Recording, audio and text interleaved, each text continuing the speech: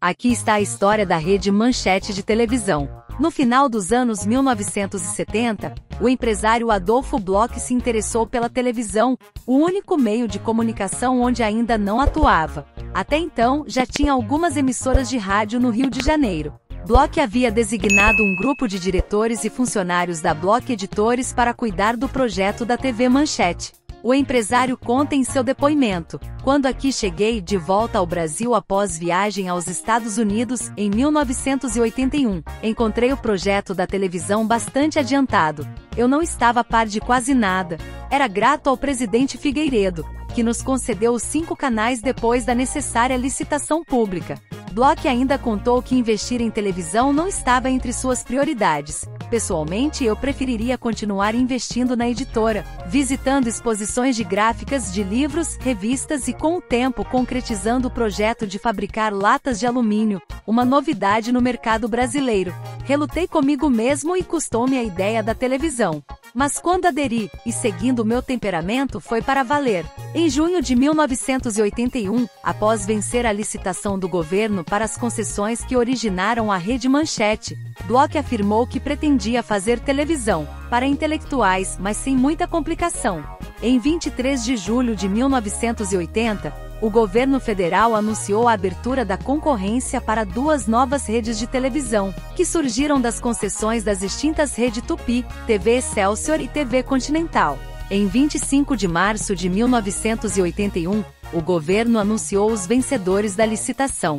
O presidente João Figueiredo concedeu as concessões aos grupos de Silvio Santos e Adolfo Bloch, respectivamente, nos decretos número 85.841 e número 85.842. Das 9 emissoras cedidas, 4 ficaram com o grupo Silvio Santos e as outras 5 com o grupo Bloch, que correspondiam aos canais 6 do Rio de Janeiro, Antiga TV Tupi Rio de Janeiro, 9 de São Paulo, Antiga TV Excelsior, 4 de Belo Horizonte, Antiga TV Itacolomi, 2 de Fortaleza, Antiga TV Ceará, e 6 do Recife, Antiga TV Rádio Clube. Em 19 de agosto de 1981, os empresários assinaram os contratos definitivos das concessões.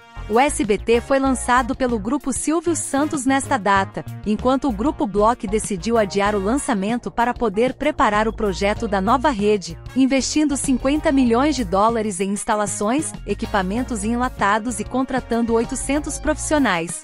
O sobrinho de Adolfo Bloch, Pedro Jack Capeller, seguiu para os Estados Unidos e Japão, trazendo os equipamentos mais modernos. Em janeiro de 1982, a nova rede já tinha encomendado cerca de $35 milhões em equipamentos americanos, japoneses e ingleses, mais da metade do orçamento total estimado em $50 milhões. Todas as instalações físicas da emissora estavam prontas à espera dos equipamentos. Enquanto isso, o arquiteto Oscar Niemeyer trabalhava no projeto do Centro de Produção Nacional, que funcionaria num terreno de 100.000 m² na Barra da Tijuca, e que anos depois foi erguido no bairro de Irajá. A previsão até então era que a Manchete entraria no ar entre setembro e novembro de 1982. Em relação à futura programação, era dito que seria dirigida a um público inteligente que assiste ou não à televisão, classe A e B, e que, com certeza, estará voltada para temas brasileiros, dentro de um padrão que mais se aproxima do europeu. Mais sério, menos apelativo e menos eletrônico. A direção explicou: em televisão tudo é muito veloz. O que se planeja muda muito rápido. Quem sabe se até lá a TVS não será campeã de audiência, adiantando que a Rede Manchete de televisão será alegre, extrovertida, jovial, mas também séria e o menos eletrônica possível. Novamente a estreia foi adiada para março de 1983. A gente não tem pressa, o Adolfo Bloch quer fazer tudo direito como manda o figurino. Sem dúvida vai ser a TV mais moderna do mundo porque, além dos equipamentos ultra sofisticados, vai ser a primeira rede que já começa com tudo pronto, afirmava Rubens Furtado, diretor-geral. Finalmente, em maio de 1983, foi anunciado que em 15 dias, em 5 de junho, às 19 horas, a Manchete iria iniciar suas transmissões em 4 estados: Rio de Janeiro, São Paulo, Minas Gerais e Rio Grande do Sul, onde estava a sua primeira afiliada, a TV Pampa de Porto Alegre. A expectativa em torno da inauguração foi crescendo desde a primeira transmissão experimental da emissora às 15h27 do dia 13 de maio, uma sexta-feira. Como previsto, a Rede Manchete foi ao ar às 19 horas do dia 5 de junho de 1983, um domingo. Foi colocada no ar uma contagem regressiva futurística de 8 segundos para um informe da Petrobras anunciando o lubrificante Lubrax e dando boas-vindas à nova emissora brasileira. Seguiu-se um discurso no ar de Adolfo Bloch na redação de jornalismo da emissora, primeiramente sem som, devido a um problema técnico. Um slide com o logotipo da emissora entrou no ar e a fita foi então rebobinada para o início, transcorrendo normalmente a partir de então com a contagem, o comercial e o discurso de Bloch, que declarou: "Meus amigos, hoje é um dia importante para a família Manchete. Como você sabe, a nossa riqueza é o trabalho e o otimismo. Para nós, a televisão foi um desafio. Estamos felizes em continuar contribuindo para a construção de um Brasil grande. O presidente João Figueiredo confiou em nossa imprensa. Para nós, a televisão representa a responsabilidade. Estamos produzindo uma programação de alto nível. É um dever mencionar o pioneiro Assis Chateaubriand, um homem de grande visão. Apresento minhas saudações à TV Educativa, à TV Cultura, à TV Bandeirantes, à TV Gazeta, à TV Silvio Santos TVS, à TV Record, às emissoras independentes e à TV Globo de televisão. Meus agradecimentos ao Dr. Roberto Marinho. Nossa amizade já passa de meio século. Deixo com vocês, meus amigos, a Rede Manchete de televisão. Ela está no ar." Em seguida foi ao ar uma vinheta onde uma nave espacial, representada pelo seu logotipo, criado pela agência de publicidade DPZ, sobrevoava as principais cidades brasileiras e aterrissava no alto da sua sede, o edifício Manchete, projetado pelo arquiteto Oscar Niemeyer, no bairro da Glória, no Rio de Janeiro, vinheta essa que ficou no ar do primeiro ao último dia da sua existência. Após um intervalo comercial foi apresentado um breve discurso do então presidente João Figueiredo, onde ele declarou: "Adolfo Bloch tem mais anos de Brasil que a maioria de nós." Teve início então um show especial de 3 horas de duração, denominado Mundo Mágico, dirigido por Nelson Pereira dos Santos, contando com a participação de diversos conjuntos musicais e artistas, dentre elas, o grupo musical Roupa Nova, a banda Blitz, Milton Nascimento, Paulinho da Viola, Ney Matogrosso, Dona Ivone Lara, Vatuzi, Zizi Posse, Arthur Moreira Lima, Alceu Valença e Elba Ramalho, além de apresentações de dança, como balé com Fernando Bujones e Ana Botafogo e tango com o casal Cláudio Tovar e Lucinha Lins. As 3 horas de quadros musicais foram entremeados de pequenos depoimentos e algumas breves reportagens sobre o Império Bloch. A atração atrapalhou a audiência da TV Globo, principalmente no Rio de Janeiro. Enquanto o Fantástico alcançou 35 pontos, a Manchete chegou perto, com 33. Depois do show, foi ao ar o filme Contatos Imediatos do Terceiro Grau, de Steven Spielberg, até então inédito na televisão brasileira. A Manchete gastou $800 mil para adquirir os direitos de exibição do longa-metragem, que foi dividido em 15 partes e durou 3 horas e 20 minutos, vencendo a Globo por 27-12 na capital carioca. A Globo saiu vencedora absoluta nos outros horários, mas perdeu, com a entrada da Manchete, na faixa das 19 horas às 22 horas, cerca de 18 pontos. 1 milhão de pessoas, não só durante os Trapalhões como ainda durante o Fantástico.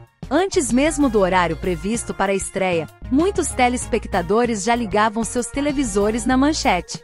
Por isso, às 18h30 de domingo, um público de 425 mil cariocas, 7,3%, esperavam o lançamento da emissora. Várias marcas patrocinaram o show de inauguração. Segundo funcionários, a publicidade vendida na programação da estreia alcançou a cifra de 900 milhões de cruzeiros. A inauguração oficial da Manchete foi saudada com recepção para 300 convidados no 10º andar do edifício da Bloch Editores, entre os quais estavam o governador do Rio de Janeiro Leonel Brizola, o presidente do Banco Central do Brasil, Carlos Geraldo Langoni, o ex-diretor da Cassex, Benedito Moreira, a diretora-presidente do Jornal do Brasil, Condessa Maurina Pereira Carneiro, o cientista Albert Sabin, entre outros. A imprensa também destacou a inauguração com elogios. O Jornal do Brasil declarou: a TV Manchete iniciou ontem seus trabalhos sob o signo da inovação. Pela primeira vez na história da TV mundial, uma emissora se lança no ar abrindo a sua programação com um anúncio. Só depois é que deu boa noite. Foi adotado como primeiro slogan televisão de primeira classe, o que reforçava a ideia da emissora de ter uma programação de alto nível, com documentários, jornalismo e programas de entrevistas. A Folha de São Paulo, Rubens Furtado explicou: a TVS se dirige ao público C e D, a Bandeirantes não tem público definido, enquanto a Globo pretende ser eclética. Pesquisas nos mostraram a insatisfação dos segmentos A e B com a programação que lhes é oferecida atualmente. Então decidimos optar por esse público. Além disso, os Bloch têm a tradição de ter, em sua empresa, iniciativas de alto nível. Os concorrentes, porém, não acreditavam na proposta da emissora, como destacou a Folha de São Paulo, o então vice-presidente do SBT, Luciano Calegari. Quando entramos, também imaginamos um segundo lugar. Ninguém entra para perder. Porém, acho que se a Manchete quiser sobreviver, a curto prazo terá de optar por uma programação semelhante à nossa e à da Globo, procurando classes mais populares. Como já ficou provado, aqueles que optaram por públicos mais sofisticados tiveram problemas graves, como a Bandeirantes, por exemplo. No dia seguinte, abrindo a sua programação regular, a emissora exibia desenhos animados a partir de 17 horas, num espaço que passaria a ser ocupado uma semana depois, em 14 de junho, pelo Infantil Clube da Criança, revelando a apresentadora, modelo e manequim Xuxa Meneghel, e exibindo gincanas com crianças e desenhos animados da Hanna-Barbera, como Família Drácula e Gold Gold. Às 19 horas, sob a direção de Zevi Givelder, ia ao ar a primeira edição do Jornal da Manchete, na época o noticiário mais longo da televisão brasileira, com 1h30 de duração, tendo à frente Carlos Bianchini e Iris Lettieri, além da participação de Cláudia Ribeiro, Roberto Maia, Luiz Santoro, Paulo Stein e Murilo Melo Filho, que aprofundavam as pautas debatidas ao longo do telejornal, como política, economia, artes e esportes. Nos primeiros meses de operação, séries estrangeiras e filmes complementavam a programação do horário nobre a partir de 20h30, além de atrações como Conexão Internacional com apresentação de Roberto Dávila e direção de Walter Salles, Conexão Nacional com Roberto Feitfei, Bar Academia com Valmor Chagas, um toque de classe, com grandes nomes da música erudita nacional, comandado pelo pianista Arthur Moreira Lima, Persona e concertos de ópera. O ano de 1984 marcou a Rede Manchete, que se destacou pelo total apoio à campanha das diretas já, quando a população, através de comícios e passeatas, pedia a aprovação da emenda que restabelecia eleições diretas para presidente do Brasil. A emissora transmitiu vários comícios, inclusive aqueles que reuniram 1 milhão de pessoas em São Paulo e no Rio de Janeiro. Em seu primeiro ano de vida, a estratégia de uma programação para as classes A e B ainda estava de pé. A emissora inicia o ano lançando, no dia 23 de janeiro, o FMTV, considerado o primeiro programa de videoclipes do Brasil, revelando como apresentadores João Kleber e, mais tarde, Patrícia Pilar. Em 1984, no Rio de Janeiro, durante o governo de Leonel Brizola, foi criado o Sambódromo da Marquês de Sapucaí, um espaço definitivo para a apresentação das escolas de samba, obra muito criticada pelas organizações Globo. A Rede Manchete transmite o desfile e alcança o primeiro lugar em audiência. A extensa cobertura das revistas do Grupo Bloch acabou se repetindo de forma positiva na TV, que contava, naquela época, com modernos equipamentos que, em muito, auxiliaram na transmissão. A emissora liderou a audiência, ficando acima dos 30 pontos percentuais. Surgia também neste ano, o Edição da Tarde. Em junho, a emissora estreou suas transmissões esportivas com a cobertura das Olimpíadas de Los Angeles. As transmissões tiveram a participação de Paulo Stein, apresentador da Manchete Esportiva, que foi praticamente um dos fundadores da emissora. Ainda em 1984, surgiu a ideia de se produzir uma minissérie.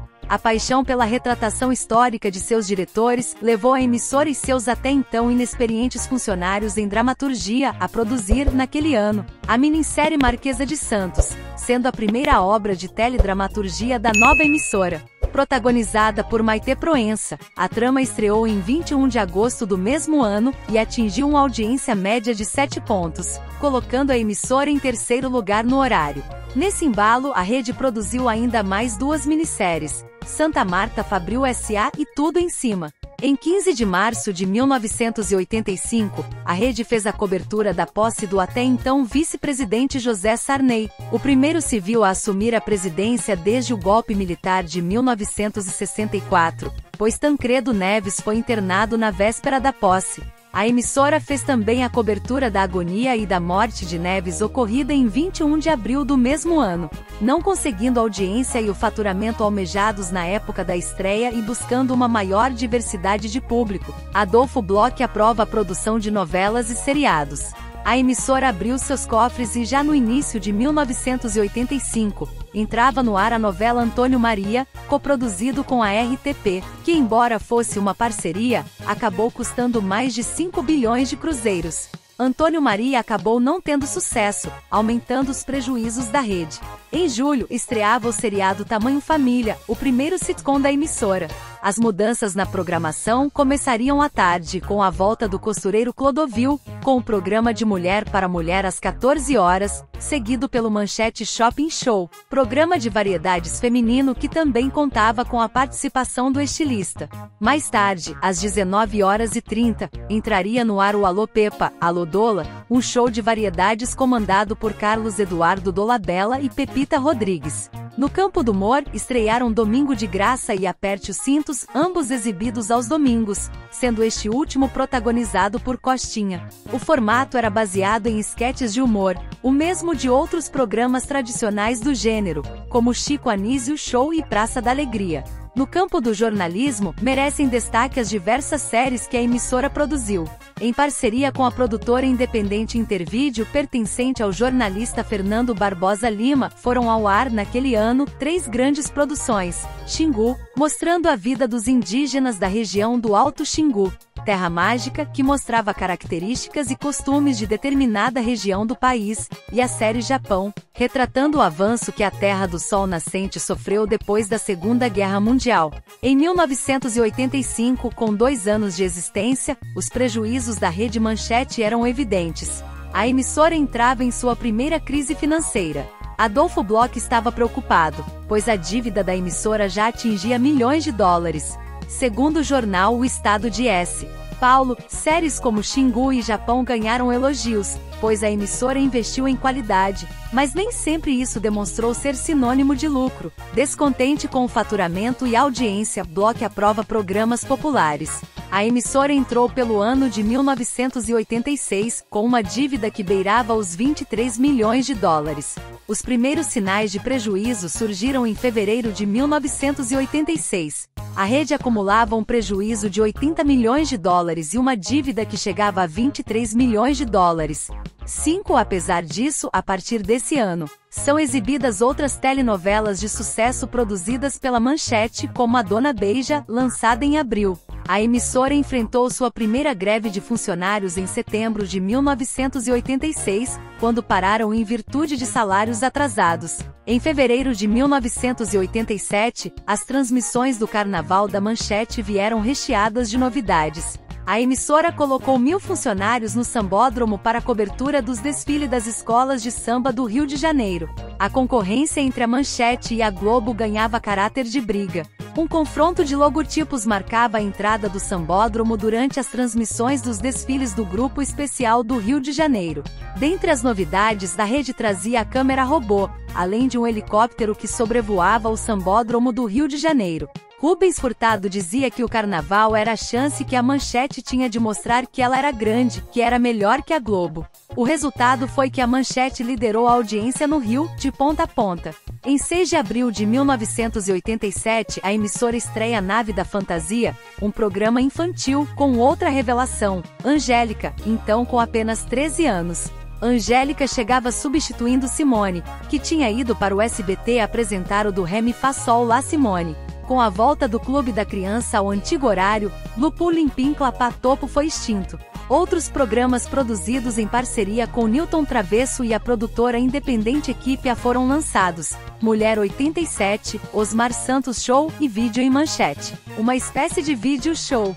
A primeira grande demissão da emissora aconteceu em julho de 1987, quando a linha de shows da emissora, composta por musicais e humorísticos, foi completamente desativada e cerca de 100 funcionários foram demitidos.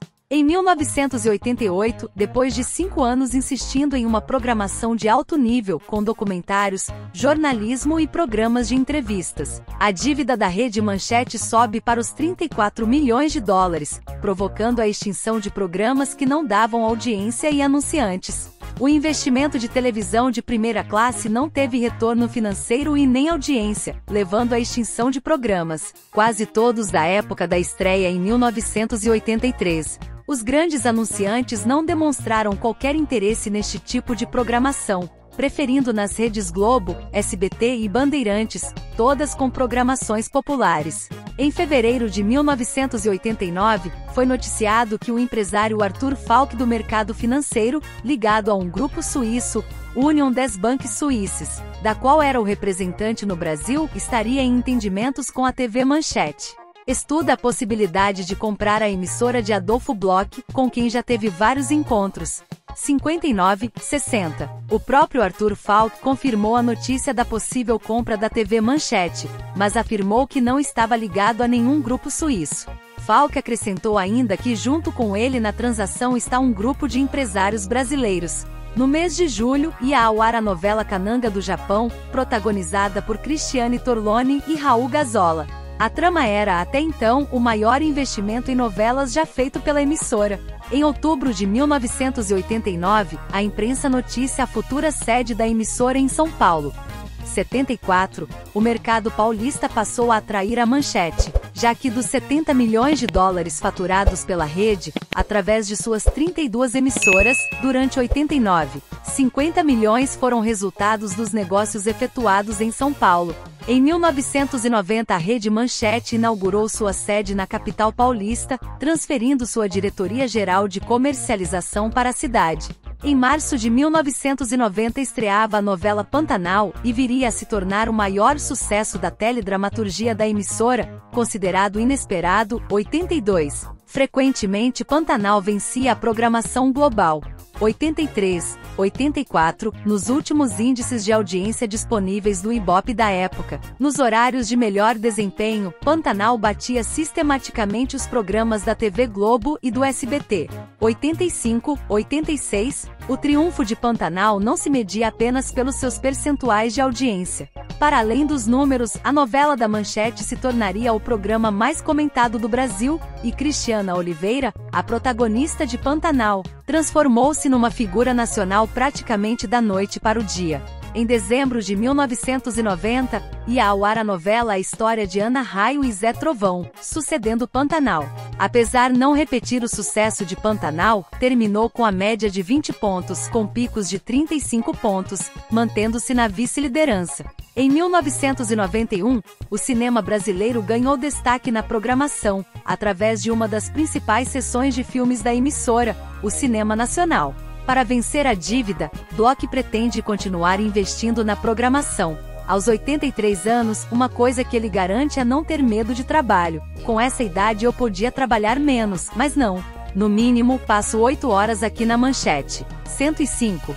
A Manchete começa a investir cerca de 12 milhões de dólares na telenovela Amazônia, que entra no ar no final de 1991. Em 1992, várias tentativas de alterações na programação foram feitas, afetando as audiências constantemente. Pela primeira vez, em fevereiro de 1993, a emissora não fez a cobertura do Carnaval Carioca. Em São Paulo, o atraso no pagamento de salários, alguns desde 1992, leva os funcionários a retirarem a TV Manchete São Paulo do ar. Ao interromperem a programação da emissora no fim da tarde do dia 15 de fevereiro de 1993, uma greve que aconteceu na sede paulista da emissora, os técnicos pararam as atividades. Em 1994 nem houve a cobertura da Copa do Mundo dos Estados Unidos vencida pelo Brasil. No dia 1º de setembro estreia a série de anime Os Cavaleiros do Zodíaco, que se tornaria uma das atrações de maior audiência da emissora.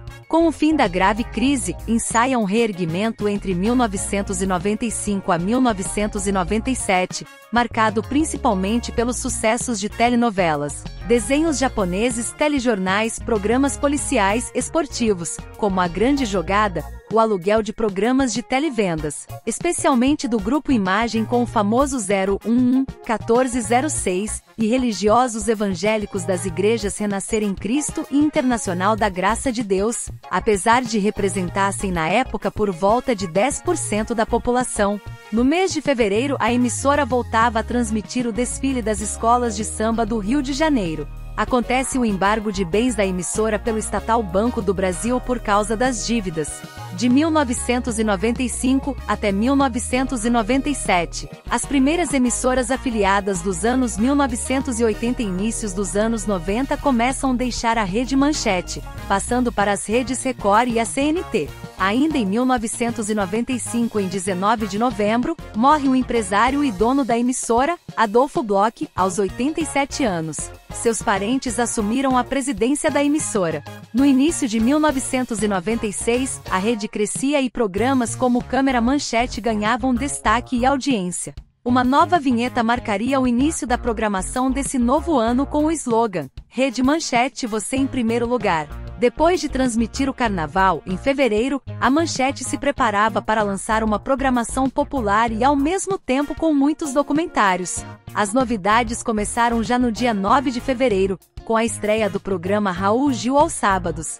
O clássico programa seria o grande trunfo da emissora para largar de vez o perfil da TV de primeira classe. A audiência subiu, tornando a emissora líder de audiência por várias vezes nas tardes de sábado. A cobertura das Olimpíadas de Atlanta e novos programas no ar tentaram alavancar a audiência em 1996 e em 1997 fracassos. Conquistas aconteceram, mas não deram muito certo para ajudar a emissora a se autoafirmar. A partir de 1998, a Rede Manchete entra em grande desgaste devido a vários fatores como severa queda de audiência, juros excessivos da dívida da emissora e do Grupo Bloch e má administração, que resultaram em atraso de salários. Reestruturações no jornalismo e entretenimento até surtem efeito inicial, entretanto não contornam a situação da emissora, que continuará afundando em grave crise. Processos judiciais conturbados envolvendo a direção da emissora foram extremamente preocupantes e desgastantes. Já no início de 1999, a direção do Grupo Bloch, na figura de Pedro Jack Capeller e Jaqueline Capeller, anunciam a parceria com o Grupo Renascer em Cristo para reestruturar a programação e salvar a emissora. O aparente sucesso inicial da parceria deu lugar a um grande fracasso. Em 17 de maio de 1999, a emissora transmitia pela última vez como Rede Manchete até o primeiro bloco da reprise de Pantanal. No dia 18, no horário do jornal, já sem a identificação Jornal da Manchete ou TV Manchete, foi lida uma carta oficializando a venda das operações da rede para a futura Rede TV. A emissora ficou poucos dias sem qualquer identificação, até assumir o nome provisório TV. A partir daí transmitiu basicamente a mesma programação da extinta Manchete até novembro, porém sem qualquer menção à mesma. Ironicamente, a Manchete não conseguiu chegar aos anos 2000, do qual tanto falou em seu início. Seu slogan em 1983 era "A televisão do ano 2000", e essa foi a história de Rede Manchete de televisão.